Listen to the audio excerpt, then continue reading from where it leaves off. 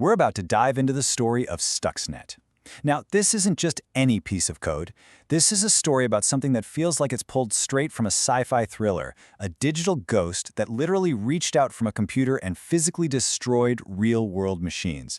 And believe me, when it did, it changed the rules of warfare forever. Okay, so let's start with the big question, the one that sounds impossible. How can a bunch of ones and zeros, just lines of code, physically destroy a solid steel machine?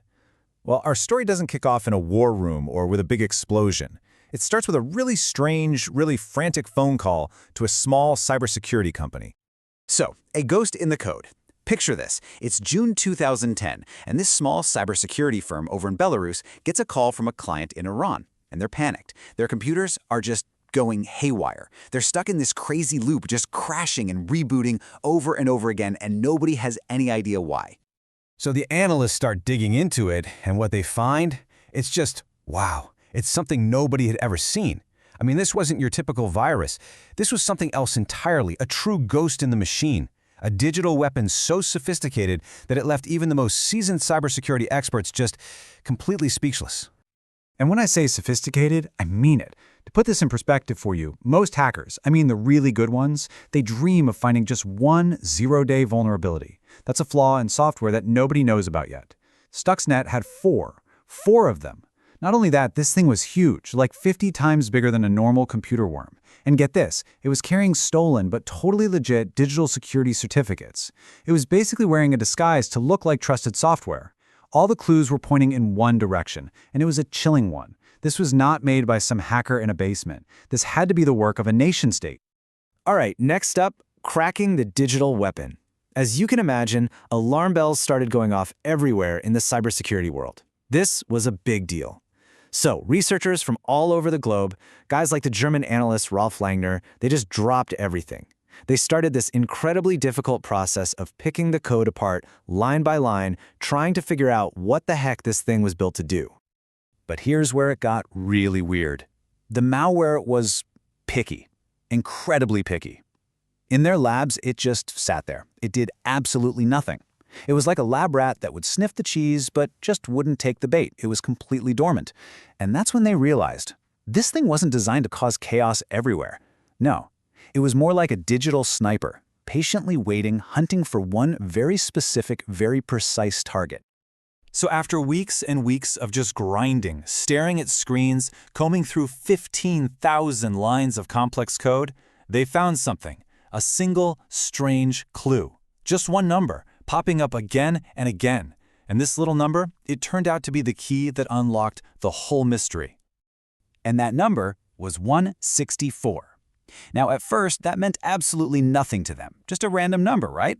But then they did a quick search, dug into some scientific papers, and what they found was, well, it was stunning. Boom. There was the aha moment. Turns out, at Iran's uranium enrichment facility in a place called Natanz, the centrifuges, these incredibly delicate machines, were set up in groups or cascades of exactly 164. It was a perfect match. The target wasn't a computer system. The target was the physical machinery at the very heart of Iran's nuclear program. This code was built to destroy. And that brings us to the core of it, code that destroys. This discovery just blew the doors off everything they thought they knew. This wasn't about stealing credit cards or holding data for ransom. No, this was about physical destruction, pure and simple. You see, this right here was the game changer. Your typical malware, it's all about digital disruption, stealing data, creating botnets, things like that. Stuxnet, its goal was to cause targeted, physical damage to industrial equipment. This was the first time, the very first time, anyone had seen a piece of code leap out of the digital world to physically break things in our world.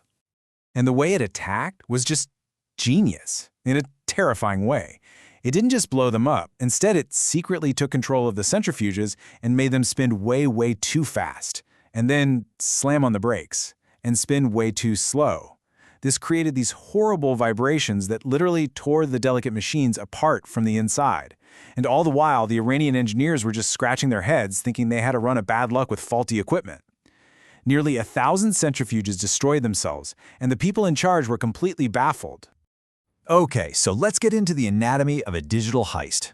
Because this whole thing raises a massive question, right? How on earth did this digital weapon get inside one of the most secure places on the planet?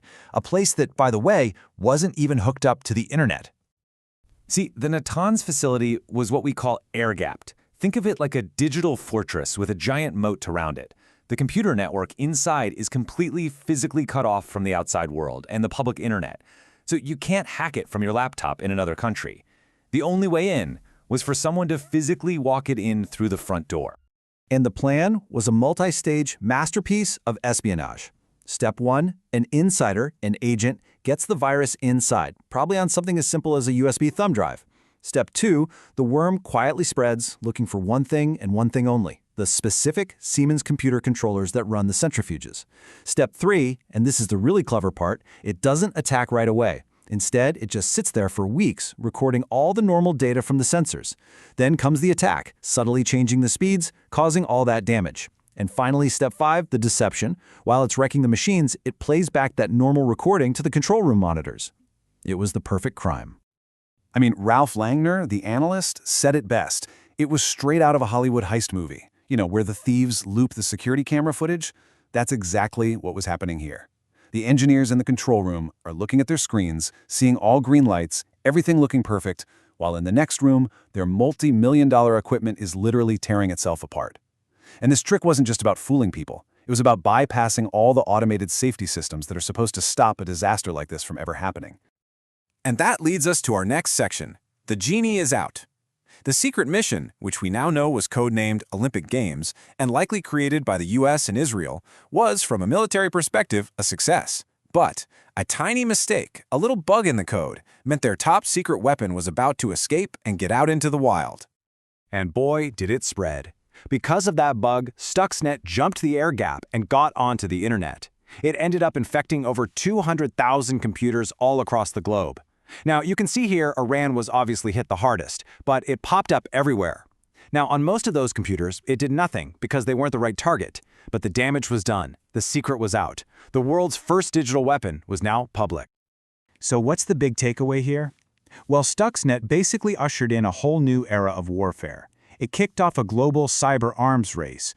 That line we used to think existed between the digital world and the physical world, Stuxnet permanently blurred it. It proved, without a doubt, that a country's most critical infrastructure, we're talking power plants, factories, water supplies, all of it was now a potential target. You could cause real-world damage without ever dropping a bomb. The very definition of war had changed. So what happens when we fall in the water? For decades, we've been dipping our toes in the ocean of cyber warfare, but Stuxnet was the moment we fell in.